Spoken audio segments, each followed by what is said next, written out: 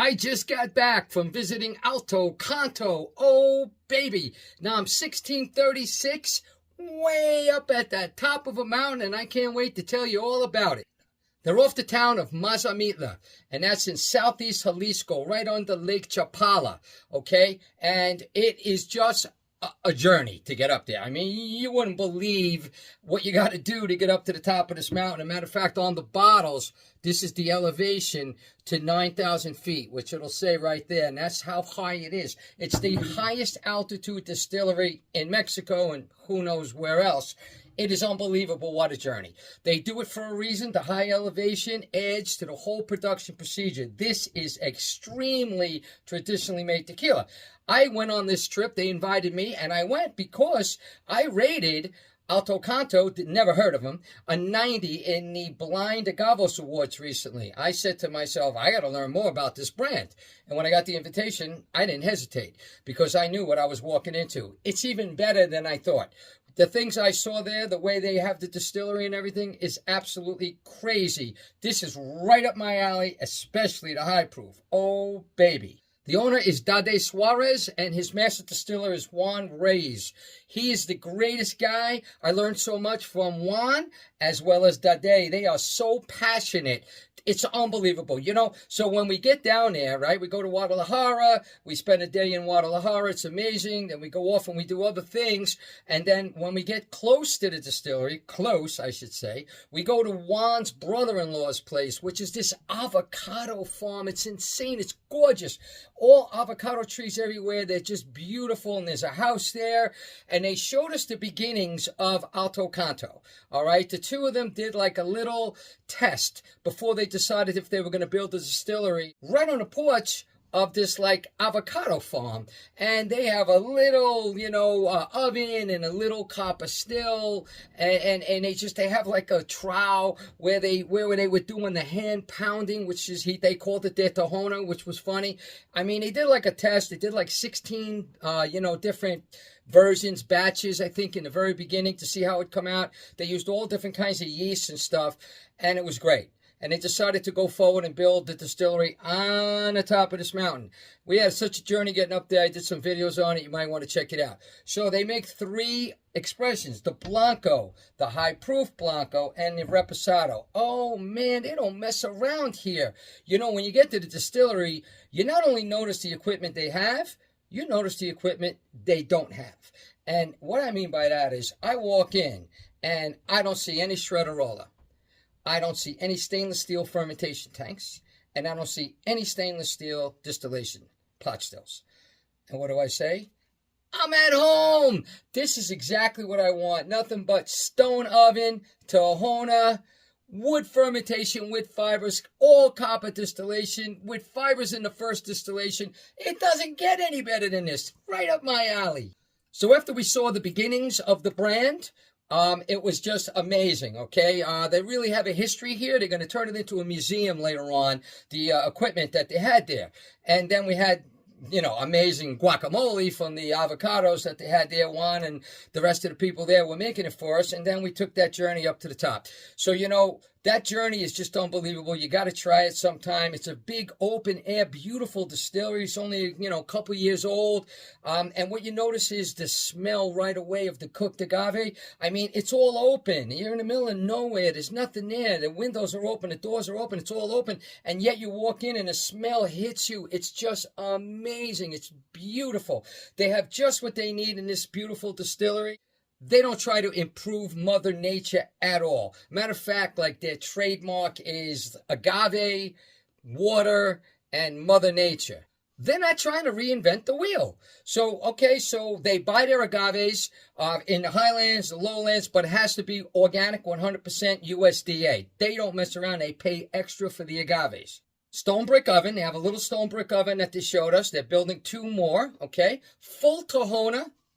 Okay, And wood fermentation tanks with fiber. You know, they have the conveyor belt. As soon as the juices from the tahona go right into a holding tank, they get pumped right into the fermentation tanks, and the fibers all get put on this conveyor belt, goes right in, drops them right into the wooden fermentation tanks.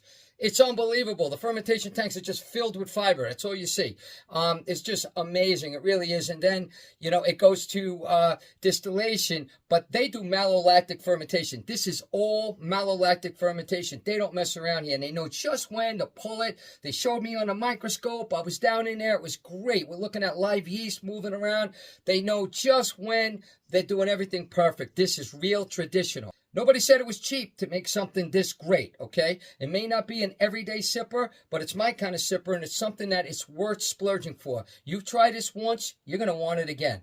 Dade said when he started the brand, he wanted a heavy nose on his tequila, like a Bordeaux wine, where he said it's thick, it's involved, it's ever evolving, okay? And that's great, because that's what I like, you know? So that's what he wanted, and that's what he got. He said he was never interested in a smooth tequila, and I was happy to hear that he wanted complexity, and he wanted balance. They use brand new virgin American white oak barrels to make the reposado, okay? 4.5 to 5 months, okay? Medium toast. Then those same barrels are used to make the añejo. And the añejo should be coming out next summer, and that should be about 16 months in those barrels. And they use natural spring water and additive free. Okay, so let's try that regular 40 ABV Blanco. Cooked agave and minerals, can't miss it, right? Buttery and fruity. Citrus, like a lime kind of thing going on. This is absolutely amazing. Some floral notes are in there as well. This is just, you can tell it's a well-made tequila. You really can, right off the bat. And on taste, oh man, cooked agave vanilla. It's buttery. It's got a little bit of anise. Got the minerals popping out on you, some citrus. You really, really can't beat this. It's a little bit herbal. So the first batch of the Blanco went to stainless steel for a minute, and then it went to bottling. They decided no more. From now on, it's going to go right to bottling from the copper pot still. It's not even going to go near stainless steel. So the orange label Blanco, 40 ABV. I love it. I'm giving it a 90. On to the high proof. Now, this is where I lost my mind. Yeah, so that roastedness comes in. It's a little more funky. That malolactic comes out a little more on the high proof. I really like that a lot. It's sweet, cooked agave that you can't miss. Minerals, pepper, cinnamon. Like a barnyard hay, okay? Like this is rustic. I love it. Some citrus. Oh, my goodness. Wow. 48 ABV, 96 proof. This is just delicious. Got like a citrus lime thing coming out. The minerals, cooked agave are there. You can't really miss it. The mint is there. Wow is all I can say. And I'm even getting like fruit, like a melon thing going on. The peppers there. It's just, this is amazing. This is, for me, a 91 now. You know, I can really tell the difference with the agave fibers, you know. In the fermentation and the distillation, you know, it's there. It's that extra punch of agave that you get. Not a lot of brands do that. It's a lot of, you know, hassle, you know, to do that. A lot of work. I watch them do it. It's worth it. For connoisseurs and people that can appreciate it, like myself, I noticed the difference. It's in there. It's really good. And now on to Reposado. 4.5 to 5 months in those barrels that were virgin barrels when the Repo was made. And this is really, really nice.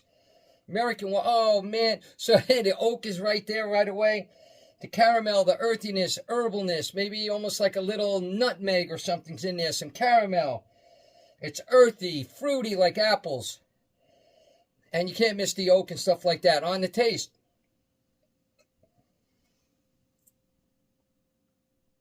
Look at the color. Oh, baby.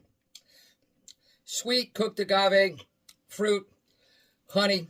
It's just all there. Spice, cinnamon. It's delicious. This is nice. This is a really nice reposado. This is clean. And when they're new barrels, you don't need to age a really long time. This is just enough to add that perfect balance and that perfect presence that they wanted. It's got all the complexity you could want in a really well-made reposado. So guys, look, the prices, you know what? The Blanco is coming in around $79.99 at Sip Tequila. This is about $89.99, and this is about $99.99. SIP does have a deal where you can get them all for $259.99. That's not a bad price, guys. It may not be an everyday sipper for you, but it's worth it. You need to try this. This is as well made as you can get. I watched them do it. I love it. You will love it too. This is Alto Canto. It's delicious tequila. It really is. On the Reposado, I'm going to go with a 90 as well. Guys, you cannot beat this line of tequilas. Can't say enough about it. I'm honored that I was there. I thanked them, and I'm glad I know about this brand even more than I did before. I have a lot of respect for them. This is Alto Canto Tequila. Check it out. This is Lou Agave, Long Island Lou Tequila. Salud.